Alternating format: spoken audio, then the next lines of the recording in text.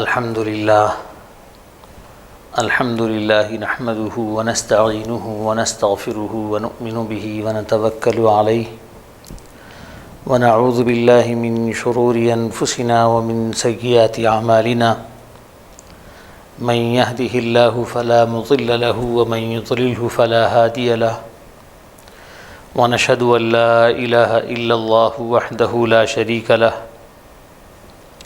ونشهد أن سيدنا محمدًا عبده ورسوله صلى الله تعالى عليه وعلى آله وأصحابه أجمعين أما بعد،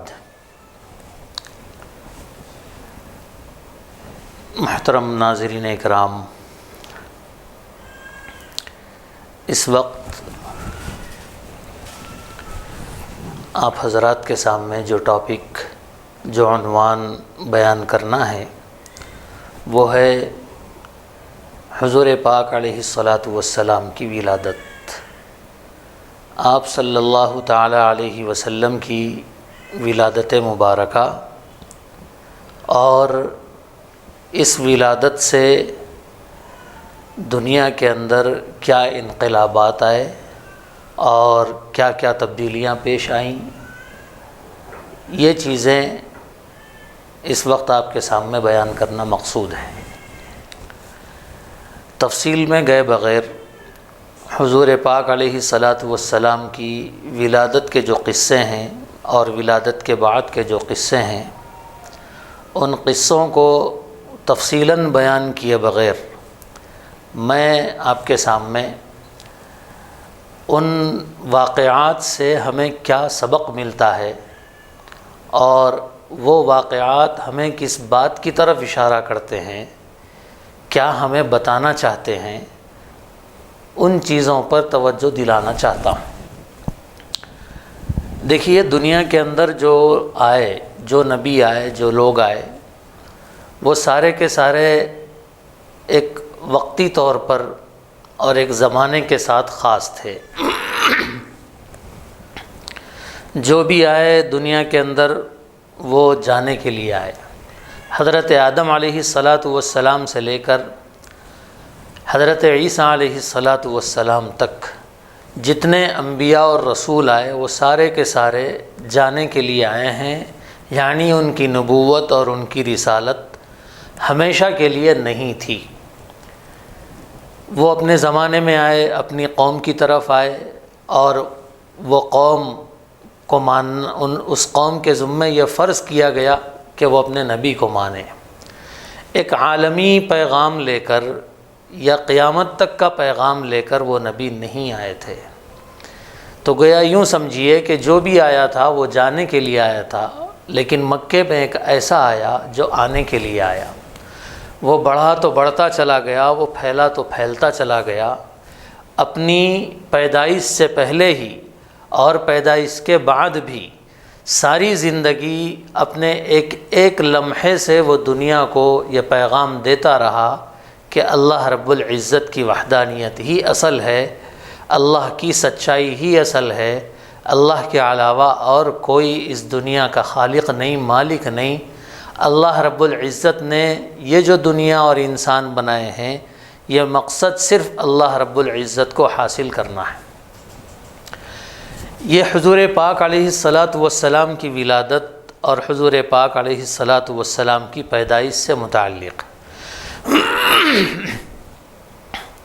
حضور پاک علیہ الصلاۃ والسلام کی جو پیدائش ہوئی، ان پیدائش کے واقعات میں توحید کے بہت سے سبق ہیں۔ میں آپ کے سامنے یہ بیان کروں اور یہ بتاؤں کہ حضور پاک علیہ الصلاۃ والسلام کی پیدائش جب سے آپ صلی اللہ علیہ وسلم کی پیدائش کی ابتدا ہوئی، اسی وقت سے اللہ کے نبی علیہ الصلاۃ والسلام کے ایک ایک عمل سے، ایک ایک حرکت سے اور ایک ایک معجزے سے اللہ تعالیٰ دنیا کو یہ ظاہر کرنا چاہتے تھے کہ دیکھو، ایک پیغام، ایک اللہ کا پیغام اس دنیا میں چلے گا۔ ایک اللہ کے پیغام کے علاوہ اور کوئی نہیں چل سکتا، تمہاری توہم پرستی، بت پرستی اور جو تمہارے باطل خدا ہیں وہ ختم ہوں گے۔ یہ پیغام حضور پاک علیہ الصلاۃ والسلام کے ہر واقعے سے نکلتا ہے۔ اب میں تھوڑی اس کی تفصیل بیان کروں کہ حضور پاک علیہ الصلاۃ والسلام نے جس بے نیاز طریقے سے اور جس غیر محتاج انداز میں اس دنیا کے اندر اپنے آپ کو پروان چڑھایا اور اپنے دین کو پروان چڑھایا، ذرا ہم اس کا مشاہدہ کرتے ہیں۔ حضور پاک علیہ الصلاۃ والسلام کی جو پیدائش ہوئی اور جو آپ کی ترقی ہوئی، وہ ساری کی ساری ترقی جو موجودہ اور ظاہری اسباب ہیں ان اسباب سے بے نیاز تھی۔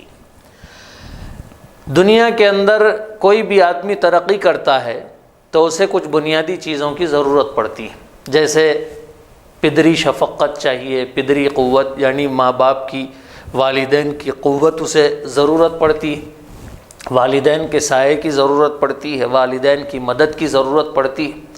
جس کو فادرہڈ کہتے ہیں۔ فادرہڈ، پاور آف فادرہڈ کے بغیر لوگ ترقی نہیں کر سکتے، پاور آف مدرہڈ کے بغیر آدمی ترقی نہیں کر سکتا، اسے ہر لمحہ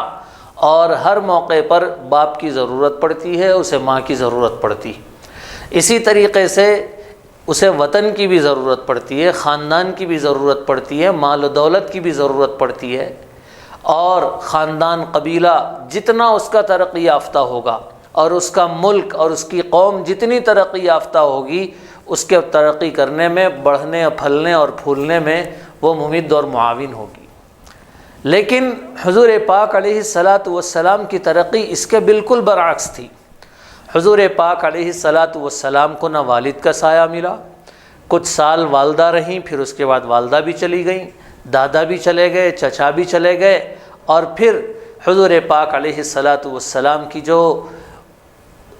وطن تھا، حضور پاک علیہ الصلاۃ والسلام کا جو قوم، جس قوم میں آپ رہتے تھے، اس قوم کی حالت بھی اتنی اچھی نہیں تھی کہ وہ حضور کو ترقی دے سکے۔ لیکن حضور پاک علیہ الصلاۃ والسلام نے جس انداز سے ترقی پائی، میں اس کی ایک ایک چیز چھوٹی چھوٹی کچھ دلائل کے انداز میں، توحید کے دلائل کے انداز میں آپ کے سامنے پیش کرنا چاہتا ہوں۔ پہلی چیز تو یہ ہے کہ حضور پاک علیہ الصلاۃ والسلام نے جس وقت اس دنیا میں آنکھ کھولی، اس وقت آپ کے والد دنیا میں نہیں تھے۔ دنیا کا ایک دستور ہے، دنیا یہ کہتی ہے کہ فلاں بچے نے ترقی کی تو اس کے والد نے اس کو اتنا سہارا دیا، اور فلاں کے والد نے اس کو ایسی ترقی عطا کی، وہ ہمیشہ اس کے ساتھ رہا، اس کا سایہ رہا، اس کی تربیت رہی۔ لیکن اللہ رب العزت نے حضور پاک علیہ الصلاۃ والسلام کو ایسے آزاد، یعنی والد سے بالکل بے نیاز کر کے پیدا کیا کہ والد تو تھے لیکن آپ کے آنے سے پہلے وہ دنیا سے رخصت ہو گئے۔ گویا اللہ تعالیٰ بتانا چاہتے تھے کہ اے انسانوں، اے دنیا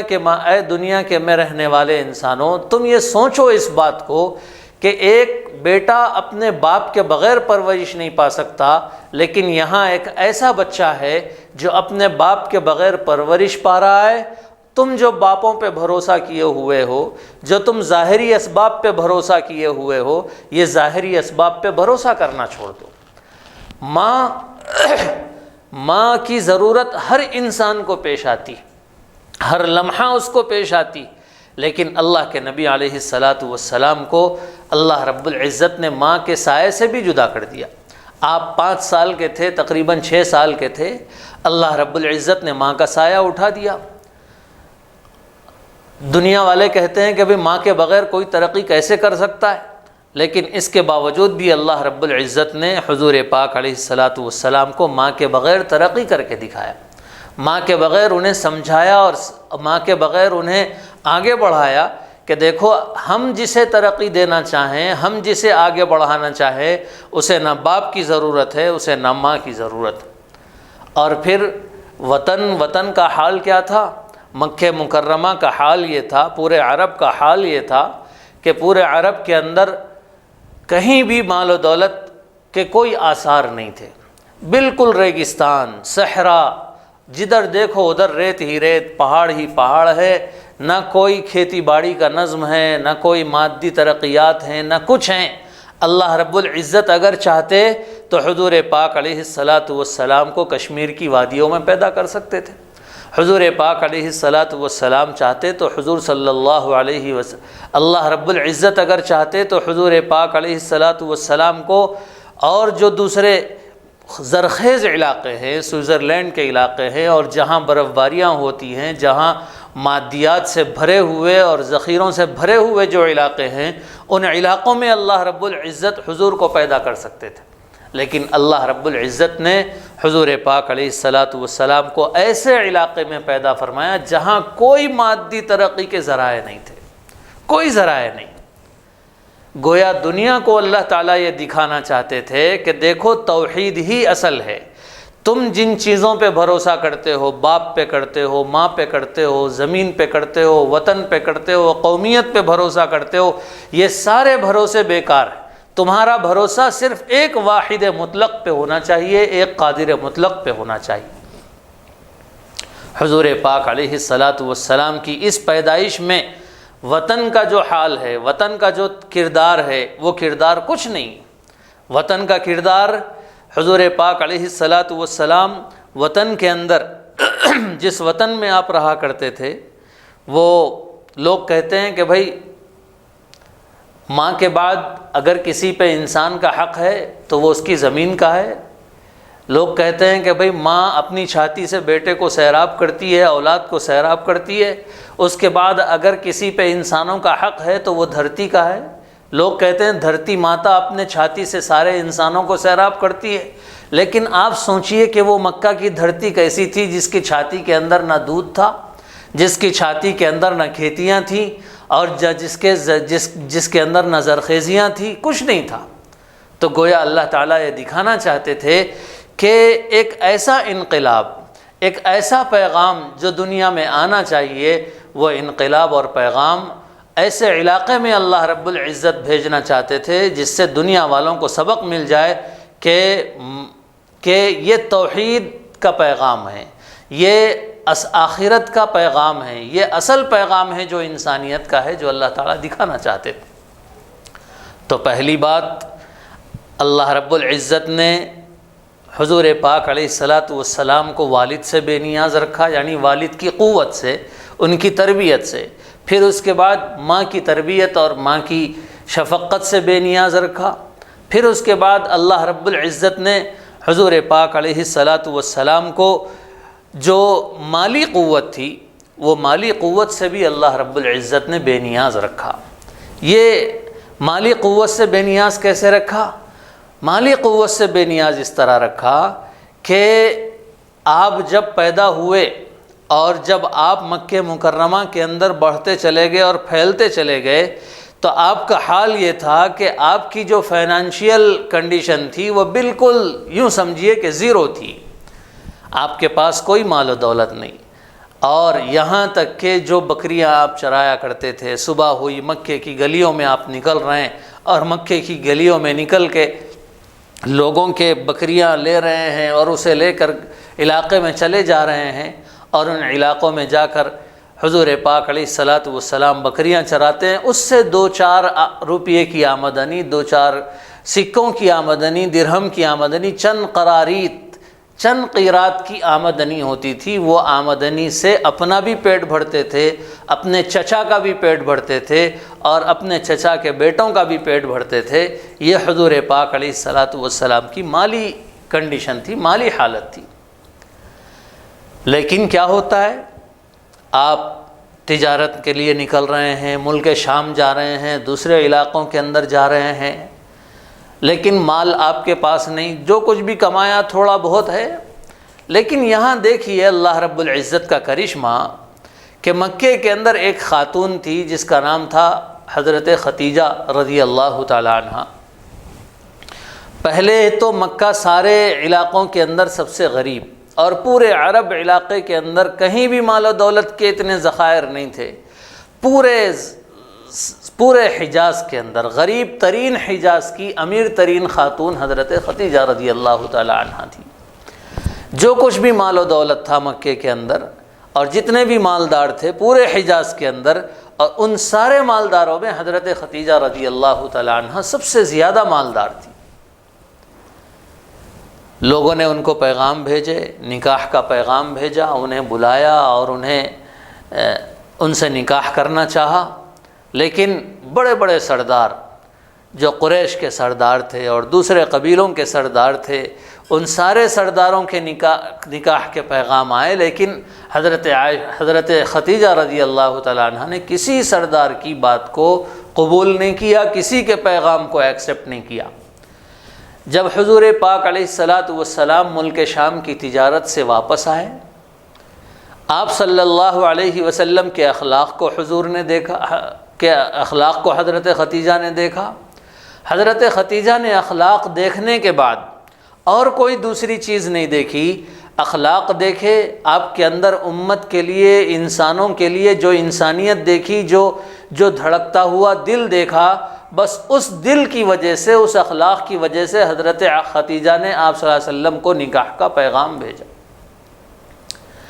نکاح کے بعد کیا ہوتا ہے؟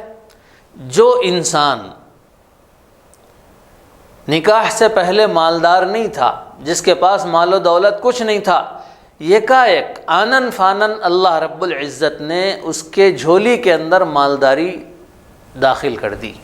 حضرت ختیجہ نے نکاح کے بعد جتنا ان کے پاس مال و دولت تھا، وہ سارا کا سارا مال حضرت ختیجہ نے اپنے شوہر حضور پاک علیہ الصلاۃ والسلام کو ہبہ کر دیا اور ان کے حوالے کر دیا۔ یہاں رک کے ایک سبق دیکھیے، سوچیے ایک بات کہ اللہ کے نبی علیہ الصلاۃ والسلام کو اللہ تعالیٰ نے بالکل غربت کی زندگی سے مالداری کی زندگی عطا کی۔ کیا یہ بھی کیسے ہوا؟ کیا اس میں سوچنے کی کوئی بات نہیں ہے کہ بھئی یہ ایسے ہی ہو گیا؟ یہ اللہ تعالیٰ دنیا کو دکھانا چاہتے تھے کہ تم مال کو جو بنیاد بناتے ہو اور یہ سمجھتے ہو کہ مال سے ترقی ہوگی، مال سے آگے بڑھیں گے، ٹھیک ہے، مال کی ضرورت ہے اپنی جگہ، لیکن اللہ تعالیٰ اگر کسی کو دلانا چاہیں تو پھر اور ترقی کرانا چاہیں تو مال بھی اس کے لیے کوئی اہمیت والا نہیں،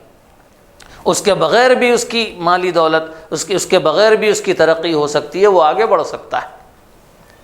حضور پاک علیہ الصلاۃ والسلام نے جب انہیں مال مل گیا تو دنیا کا دستور یہ ہے کہ جس کے پاس مال و دولت آ جاتا ہے تو وہ مال و دولت آنے کے بعد عیش اور تنعم کی زندگی اور مستی اور مزے کی زندگی وہ گزارنے لگتا ہے۔ کھانے پینے کے انداز بدل جاتے ہیں، رہنے سہنے کے انداز بدل جاتے ہیں، لیکن قربان جائیں نبی اکرم صلی اللہ علیہ وسلم پر کہ آپ نے مال ملنے کے بعد بھی، مال و دولت حاصل ہونے کے بعد بھی آپ کے رہن سہن کا انداز بالکل بھی نہیں بدلا، آپ کا چال چلن نہیں بدلا، آپ کے کھانے پینے کا انداز نہیں بدلا، آپ شہروں کا رخ نہیں کیے کہ جہاں آپ قالینیں بچھا کے بیٹھ جائیں اور عیش و مستی کریں۔ اللہ کے نبی نے ایسا نہیں کیا، بلکہ مال و دولت جو بھی ملا حضرت ختیجہ سے، وہ سارا کا سارا مال اللہ کے نبی نے غریبوں پہ لٹا دیا۔ کوئی بے کس آتا تھا، کوئی مسافر آتا تھا، کوئی مسکین آتا تھا، کوئی غریب آتا تھا، کوئی بھوکا آتا تھا، اللہ کے نبی اس میں سے صدقہ خیرات کر دیا کرتے تھے، اس میں سے دے دیا کرتے تھے، کھلا دیا کرتے تھے۔ اور مال و دولت ملنے کے بعد آپ نے شہروں کا رخ نہیں کیا،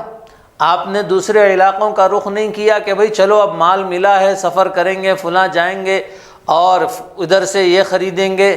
اللہ کے نبی علیہ الصلاۃ والسلام مال و دولت ملنے کے بعد آپ نے گوشہ نشینی اختیار کر لی، تنہائی اختیار کر لی۔ وہ شخص جس کے پاس مکے کی سب سے زیادہ دولت تھی، وہ اب چاہ رہا ہے غار کی طرف، اور غار میں جا کے اللہ کی عبادت کرنا، سوچنا، غور و فکر کرنا، تدبر کرنا،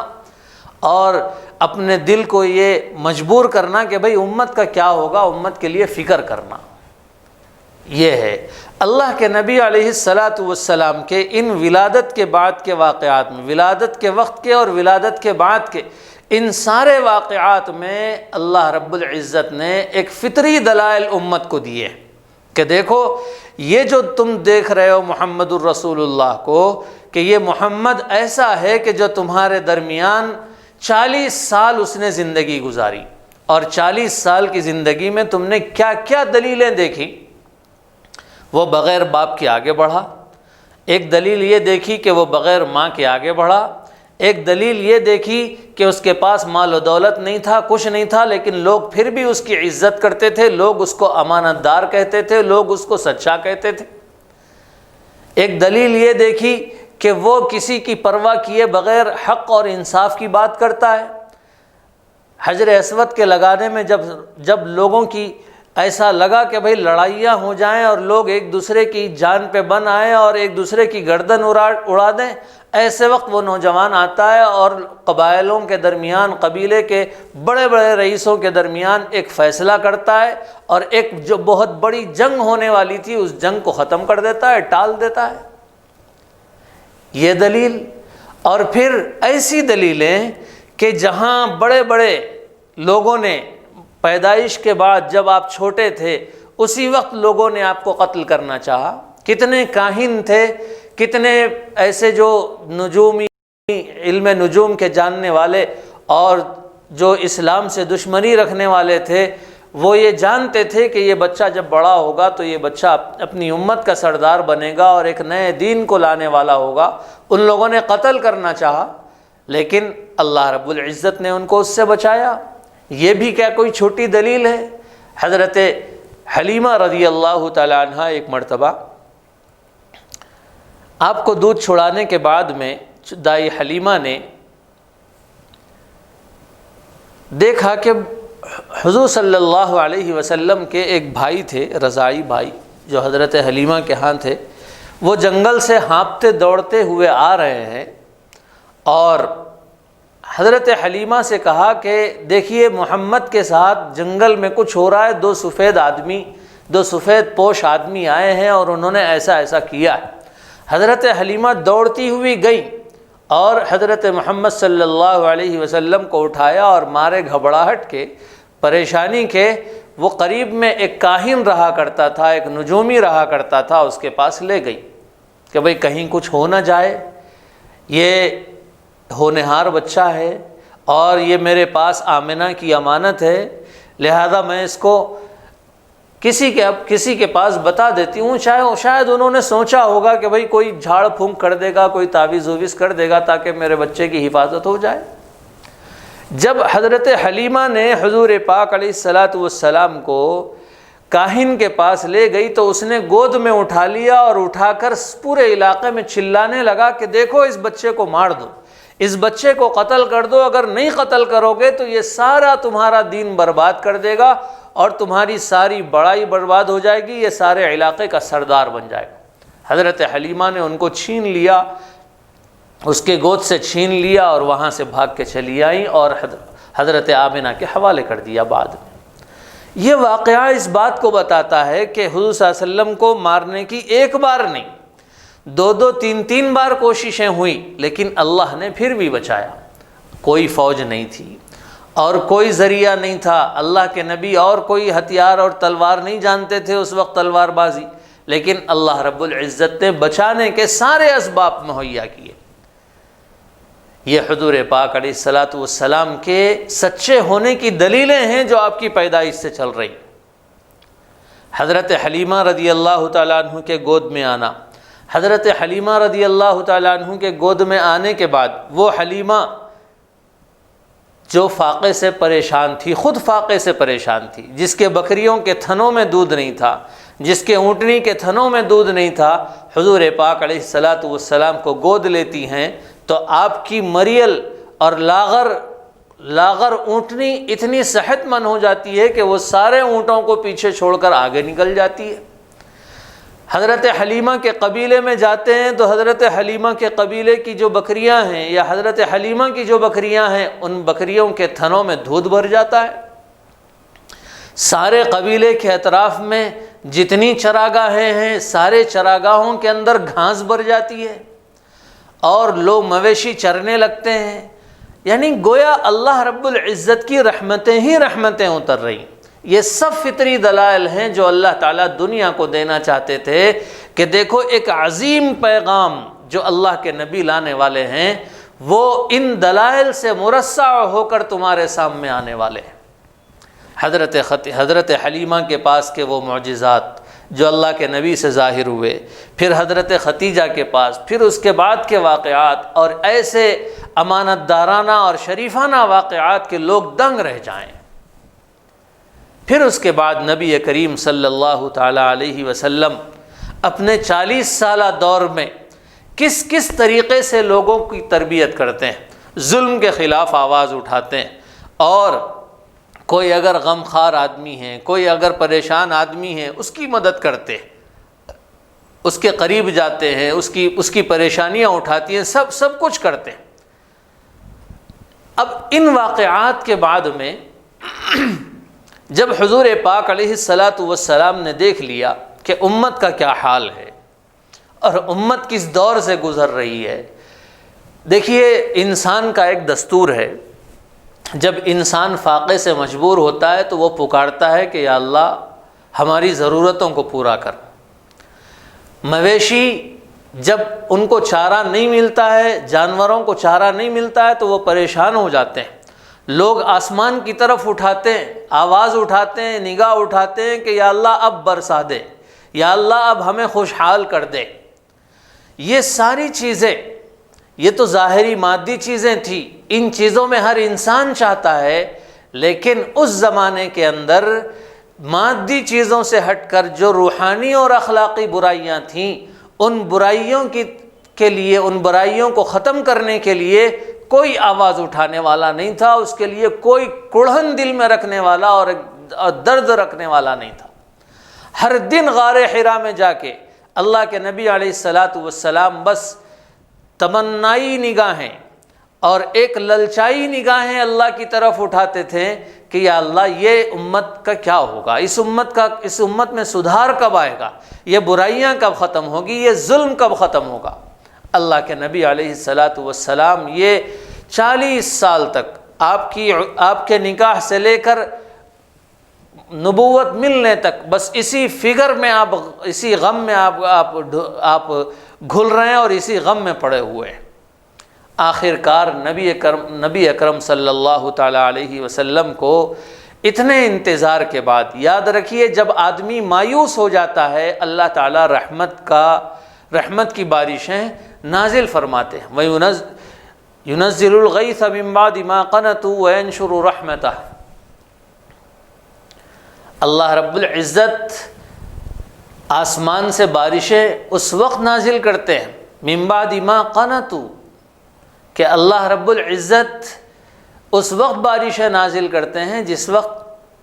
آدمی مایوس ہو جاتا ہے اور اس کی نگاہیں اور اس کی امیدیں ساری ختم ہو جاتی ہیں کہ اب کیا ہوگا، کون ہے برسانے والا۔ تو جب دنیاوی مادی چیزیں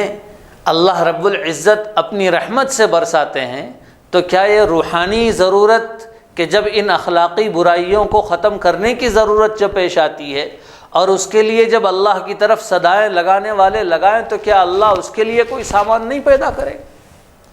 اس کے لیے بھی اللہ تعالیٰ سامان پیدا کرتے ہیں، اور اس کے لیے بھی اللہ رب العزت ہدایت کے ذریعے اور ہدایت کا نور پھیلاتے ہیں۔ چنانچہ اللہ کے نبی علیہ الصلاۃ والسلام نے